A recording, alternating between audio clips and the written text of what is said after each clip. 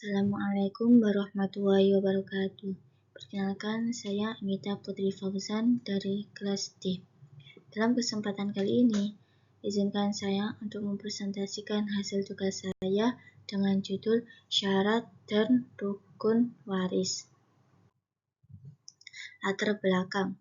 Rukun waris Islam merupakan bagian penting dari fikih muamalah yang mengatur distribusi harta peninggalan berdasarkan Al-Quran, hadis, dan ijma ulama.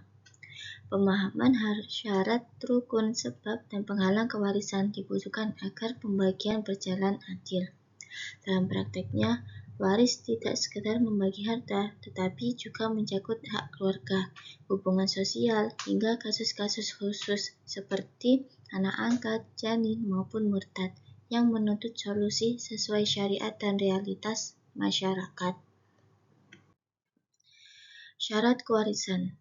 Syarat kewarisan meliputi 3 hal pokok. Ada wafatnya pewaris, ahli waris masih hidup ketika pewaris meninggal, serta adanya hubungan yang sah antara keduanya. Wafat dapat dipastikan secara hakiki, hukum, atau takdiri, sementara keberadaan ahli waris dapat berupa hidup nyata, status hukum, atau janin dalam kandungan. Hubungan pewaris bisa melalui ikatan nasab, perwakilan, maupun perkawinan, maupun memerdekakan budak, dan tanpa terpenuhinya syarat-syarat ini, warisan tidak dapat dilaksanakan. Rukun kewarisan. Rukun kewarisan terdiri dari 3 unsur utama. Yang pertama, pewaris, yaitu orang yang meninggal. Yang kedua, ada ahli waris, yaitu pihak yang berhak menerimanya. Dan yang ketiga, ada warisan atau harta peninggalan yang siap dibagi setelah diselesaikan kewajiban. Pewaris ini secara otomatis berdasarkan ketetapan Allah SWT atau asas ijbari, sehingga pewaris tidak bisa menentukan ahli warisnya kecuali melalui wasiat maksimal sepertiga harta. Dengan terpenuhinya rukun ini, distribusi harta dapat langsung sah sesuai syariatnya. Sebab kewarisan.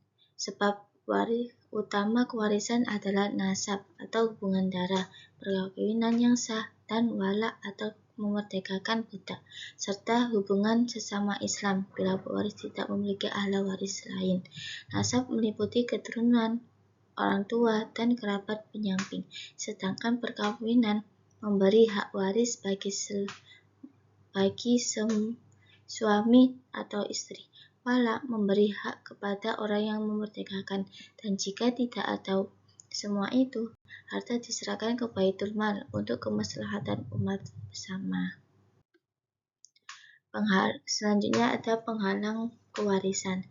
Penghalang kewarisan adalah faktor yang menggugurkan hak waris meskipun ada hubungan sah, di antaranya pembunuhan, perbedaan agama, dan perbudakan. Pembunuhan menghalangi ahli waris karena tidak boleh memperoleh harta melalui maksiat. Perbedaan agama membuat Muslim dan non-Muslim tidak dapat saling mewarisi, sedangkan budak tidak berhak mewarisi karena dianggap bagian dari harta tuannya.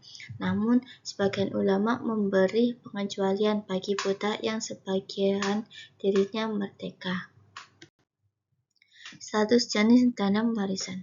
Janin berhak menerima warisan jika sudah ada pewaris meninggal dan lahir dalam keadaan hidup. Jika lahir meninggal, ia tidak berhak, dan bagian yang disisihkan dikembalikan kepada ahli waris lain. Para ulama menggunakan metode perkiraan kemungkinan atau laki-laki, perempuan, kembar, atau meninggal dalam menghitung bagian janin agar tidak merugikan ahli waris lain, dan bagian janin ditahan sampai lahir dengan jelas. Selanjutnya, kedudukan anak angkat. Anak angkat tidak termasuk ahli waris menurut hukum Islam karena tidak ada hubungan nasab, tetapi komplikasi hukum Islam memberi jalan melalui wasiat wajibah, maksiat sepertiga harta peninggalan orang tua angkat. Selain itu, Anak angkat tidak memperoleh hak melalui hibah yang diberikan semasa hidup atau wasiat yang dibuat sebelum wafat. Dengan demikian, anak angkat tetap bisa memperoleh bagian tanpa menyalahi aturan kewarisan. Selanjutnya ada kedudukan orang tua angkat. Orang tua angkat tidak memiliki hak waris dari anak angkatnya karena tidak ada hubungan nasab, melainkan hanya ikatan sosial. Dalam hukum Islam, hak waris ditetapkan bagi kerabat kandung atau pasangan sah, sedangkan orang tua angkat hanya bisa menerima harta jika diberikan melalui wasiat wajibah. Oleh karena itu, pengangkatan anak tidak mengubah hak waris anak kandung dan hanya berfungsi sebagai bentuk pengasuhan. Selanjutnya ada analisis kasus murtad dalam waris. Murtad menjadi salah satu penghalang kewarisan karena hukum Islam yang memperbolehkan pewarisan antar sesama muslim. Mazhab Syafi'i dan mayoritas ulama sepakat murtad menggugurkan hak waris, sementara Hanafi memiliki pandangan lebih longgar. Dalam praktik di Indonesia, kasus murtad sering menimbulkan konflik keluarga, dan solusi yang umum dipakai adalah melalui wasiat wajibah atau hibah untuk menjaga keadilan tanpa melanggar aturan syariat.